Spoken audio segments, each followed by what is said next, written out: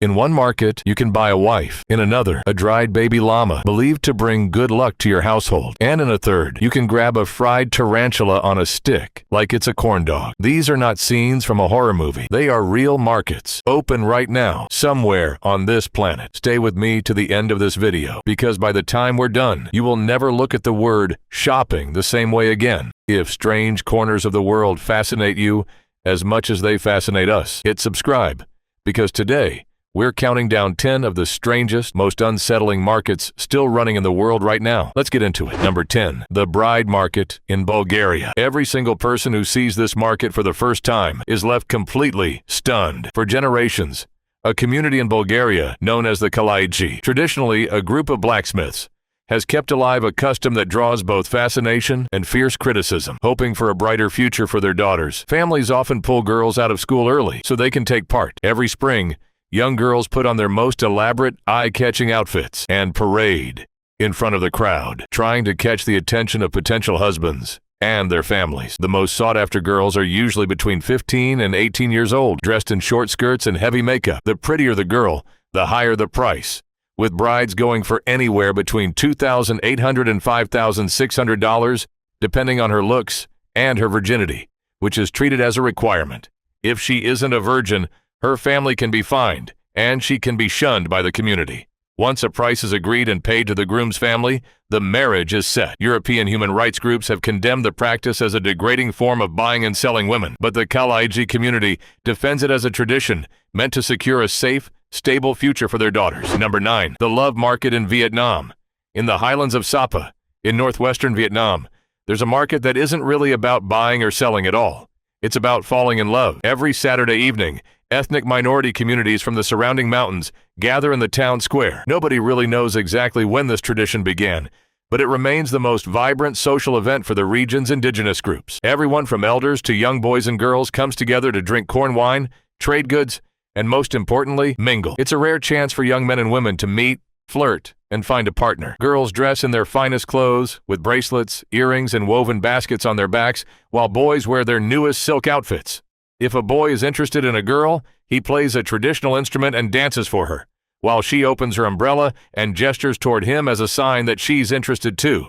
But this market has a darker side. Sometimes, two boys fall for the same girl at once, and if she responds warmly to both, an old custom dictates that she now belongs to both men as a shared wife, serving and living with each of them. Over the years, this has led to jealousy, violence, and even killings between rival suitors. Even so, the tradition has never stopped, and people in the region still find their partners this way today. Number 8, the Berber bride market in Morocco. The Berbers are an indigenous ethnic group living in the mountains of North Africa, and once a year, they hold an extraordinary bride fair. Girls as young as 12 are allowed to take part. Charms and rituals are performed to help girls and boys attract a match.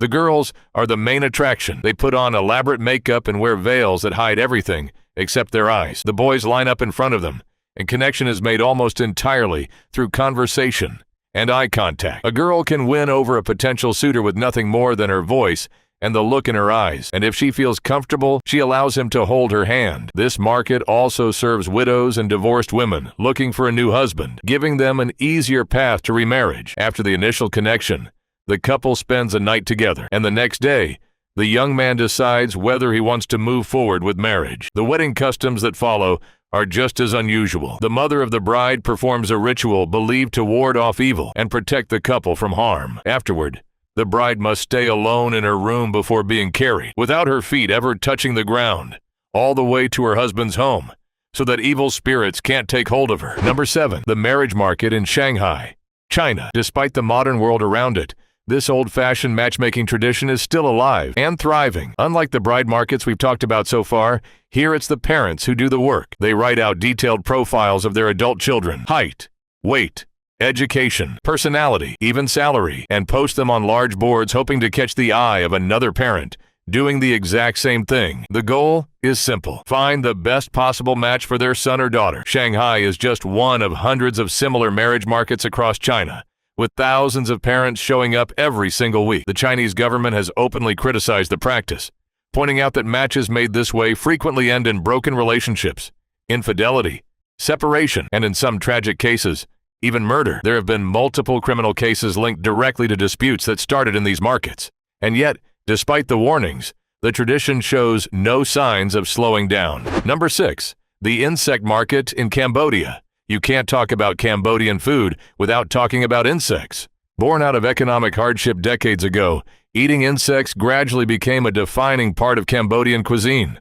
Walk into this market and you'll find stall after stall, piled high with creatures most of the world wouldn't dream of eating. Giant black spiders, crickets, and tiny locusts, all fried and ready to go. The most popular dish by far is deep-fried black tarantula, seasoned with spices and pickled ingredients to add crunch. Surprisingly, the crispy texture combined with the rich seasoning creates a flavor that's stuck with tourists long after they've left the country.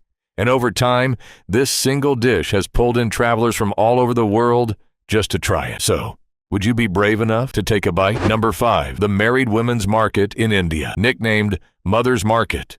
This is one of the only markets on earth run entirely, top to bottom, by women. Founded roughly 500 years ago, it grew out of deeply rooted local traditions. Today, around 5,000 women work here, managing every stall, every transaction, every product on offer. Visitors are consistently amazed by just how much you can find here. And just as notable is what you won't find. Not a single male vendor anywhere in sight. Number 4. The Voodoo Market in Togo. Deep in the dense forests of Togo lies a market that has served voodoo practitioners for generations.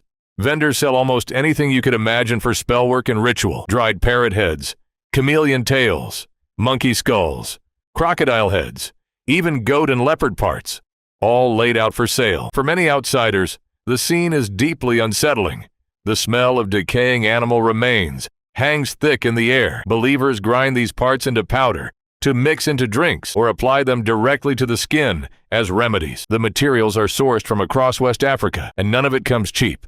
A single hyena bone bracelet can sell for around $300 to the local community. This market is sacred ground, and for outsiders curious about West African spiritual traditions, it has become a genuine tourist draw, one that has operated continuously for roughly 4 decades now. Number 3. The Railway Market in Thailand. About 80 kilometers outside Bangkok sits Maeklong Railway Market, a place that pulls in crowds for a reason you wouldn't expect. It started life as an ordinary seafood market, but everything changed once the government built a rail line straight through the middle of it. Now, vendors sell tropical fruit, vegetables, spices, meat, and fish on tables set up practically on top of the tracks. The real spectacle happens several times a day. The moment a train approaches, every single vendor yanks their awnings, baskets, and produce back in seconds, leaving only a narrow path for the train to pass through. The second it's gone, everyone resets their stalls and gets right back to selling like nothing happened.